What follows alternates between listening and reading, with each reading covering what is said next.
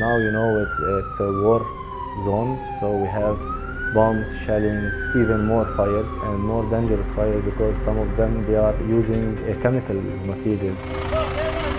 The Israeli army used a heavy load of white phosphorus. They are trying to eliminate or to burn all the green cover up there. They are trying to make a collective punishment just to turn them against the Lebanese resistance fighters. It's an old game. Right now we've had to take cover behind the fire truck because we're being told that there's fire coming from Israel's side of the border. Most of our population is still living here, believing that this land cannot be left for any reason.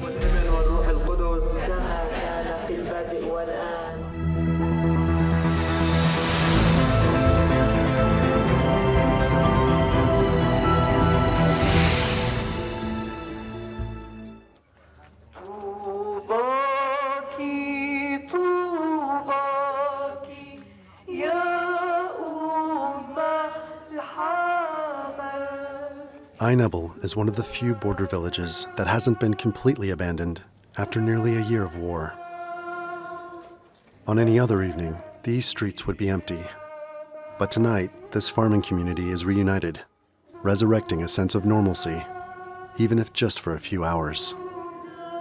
Villages who do not have positions for the fighters that are fighting against Israel, they are not being shelled. That's why people here are somehow feeling safe a little bit. And while some people are trying desperately to get out of Lebanon, there are a few here who flew into the country to be with their community for a special occasion. We don't miss this celebration every year, okay? And we don't care. We are here and we are staying here. I had some concerns, of course, because it's risky. But as you can see, it's quiet. Look, it's lovely. I feel bad that it's not as crowded as it used to be the previous years. Life here goes on, but it's hardly normal, with a war happening all around.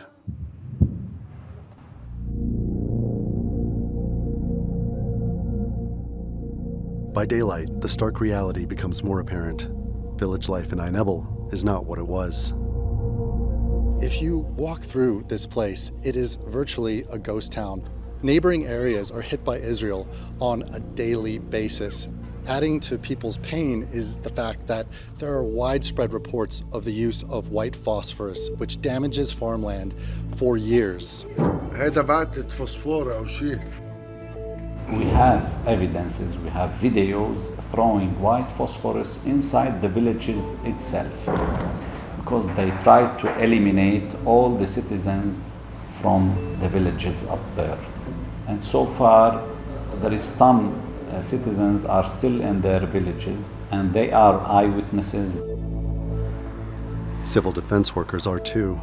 This mask, we are wearing it now, especially, we have phosphorus bomb. And the phosphorus bomb is causing breathing difficulties and leading to suffocation. Stationed in the border village of Ramesh, these firefighters routinely confront chemical fires on the border. The main material we use to fight a fire is the water. And some chemical materials, if you dump water on it, it will make the fire worse. So you have to have other materials to fight the fire with, which we don't have. Roni Jajour has been doing this work for nearly 20 years. All those green hills, on top, that is the other side. That is the border, that belong to Israel. Where you see those antennas on the top of the hills, those belong to them. Our village is still a little bit safe because most of our population is still living in the village. They didn't left their houses because it's not easy to leave and to go and live somewhere else. Even if we are living this kind of situation, in 2006 we had the same situation and very, very few people left the village. Roni was just 18 years old when the July war between Hezbollah and Israel broke out in 2006. Ramesh and other villages in the south were completely cut off for 33 days. No water, no electricity, nothing around, and people are suffering. So we were the only maybe service having the chance to go around and help each and everyone, and to bring the water from the water wells to the houses, because the water was broken or cut for some reason. So it was their only chance. As they did during the last war, much of Ramesh's population is waiting this one out. But it's lasted for months, and it's taken a toll. Ramesh, which sits in the valley just below me, is just a few kilometers from that ridgeline, which is Lebanon's disputed border with Israel. People in the city say they feel forgotten by the government in Beirut, left to fend for themselves at a time when their children's education, their livelihoods are at greater risk than ever. The farmers of tobacco, they weren't able to implant production. Unfortunately, the Lebanese government is not able to do anything, but it's something very, very beautiful. It's between citizens. They are helping themselves. Let me tell you something that Ramesh and Ain Ebel and Dibel did for the surrounding villages. You know, you need to implant the tobacco before spring, and the other villages. And I'm sorry to tell you that the Muslim villages was abandoned, and they weren't able to implant and to prepare the season for tobacco reasons. Do you know what they did? The 3 Christian villages, they implanted the plants for the other Islamic villages. This is the south of Lebanon. This is the message for all the international community. You cannot crack the Lebanese society. The men putting out the border fires also come from local communities of different faiths, working together for years. In our community, you know, we have Christian villages, we have Muslim villages around, and in our department we have both. So we are Christian, I have my brothers also, they are Muslim.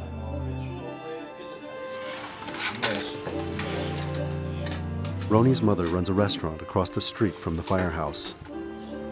And his brother Anthony recently joined the fire crew as a volunteer, following in the footsteps of his older brother.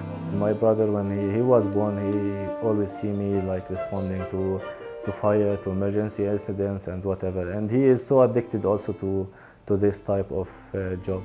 But let's say in a specific location, or in a case that I know that there is a security problem or it's not safe for both of us to be, I prefer only one of us to stay, sending one, not both, in case something worse happens. For civil defense workers on the border, there are other risks to consider. The crew gets a call. We arrive on scene. Witnesses say this fire was started by Israeli soldiers shooting at a hillside on the outskirts of Ramesh. We're told an Israeli military base and outpost can be seen just a few hundred meters away. Suddenly, Israeli soldiers open fire. The fire truck loudspeaker instructs the crew to pack the equipment away. Right now we've had to take cover behind the fire truck because we're being told that there's fire coming from Israel's side of the border. We quickly leave the scene. We're told the Israeli gunfire was a warning to disperse. كل المخاطر الموجودة بيتحركوا تحت القصف القصف الفسفوري تقريبا من تاريخ 17 تاريخ اليوم. القصف اللي عم يصير على الأحراش وعلى الأماكن السنية كلها قذائف فسفورية. بالنهاية القذائف الفسفورية بتولع بتكون أسرع بالعمليات دي عم يقصفوا على العدو الصهيوني لحتى يولع الأراضي. Civilians and civil defense workers alike have been injured in Israeli chemical attacks. صباح الخير، كيفك اليوم؟ أنماط الجرحى اللي عم تجينا في تلوث بالوايت فوسفور عم بيكون، وأعداد منا صغيرة متعددة تقريبا، يعني عم بيكون أحيانا ما بين 3-4. هلا نحن عم نصنفهم المرضى الجرحى بهذا الموضوع، الجرحى المدنيين وجرحى الطواقم التي تعمل على إطفاء الحريق. Yusuf is in the first category. He runs a grocery in the border village of Kiam. هلا لما اجت بالبيت عملت غبرت البطون بقلب البيت، اختنقت انا. جيت بدي اظهر لبرا شوي بلشوا يضربوا فوسفوري حول البيت. Israel is believed to be launching white phosphorus attacks on a scale never seen before in southern Lebanon, poisoning the land and possibly the water supply. We are not able to give any accurate statistics till we go to make a surveillance on site. It's very, very risky to go there. You need an escort from UNIFIL, from Lebanese armed forces. But even UNIFIL, the UN peacekeeping mission, won't approach the disputed border known as the Blue Line if the threat level is too high. Presently we are waiting because we do not have the clearance to move from our higher headquarters. Keeping the security situation in mind, we have been told that we have to stay in level 2. So we cannot be moving out right now. And what does level 2 mean? What's the range? So the level 2 actually means that we don't have to move outside our bases, and we are our protective gear always. And that's because of strikes or things that have happened recently? Yeah, maybe some launches or some shellings or retaliation which is happening in the area, and because of that these restrictions are imposed. For people living on the border, there is always risk, especially at night, when traveling the roads outside of the village is most dangerous, and when many of the cross-border attacks take place.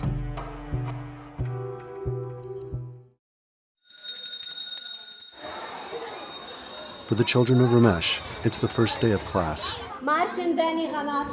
This is the only school on the border to open after nearly a year of war. Special summer class sessions are being held against all odds. It's a so nice experience. School just better. It was just better than online at home. Staying online, it's so hard to sometimes the connection goes off. It's easier to learn in school. Students here are excited to see their classmates, but they can't go outside for recess. It's too dangerous, with Israeli military bases visible from the schoolyard. The Education Ministry granted special permission for this private school to open, and the foundation of French shipping company CMA CGM provided the funding. But others remain closed. Through nearly a year of war, people here find a way to get by, despite the danger and disruption to their lives. They feel like they are attached to the land here. Most of our population is still living here, believing that this land cannot be left for any reason.